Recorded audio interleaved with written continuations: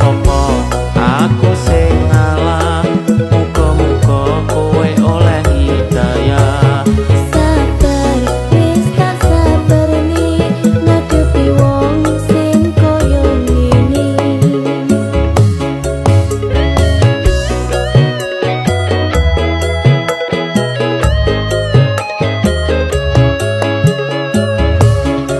Saiki wis rada mapan, aku kuat tuku kendaraan. Atimu dadi kepanasan, jarene kuwi motor kreditan. Dasare kowe pancen duwe omongane sarwa aneh-aneh. Yen tanggane tuku mobil sedan dikirani gawe pesugihan.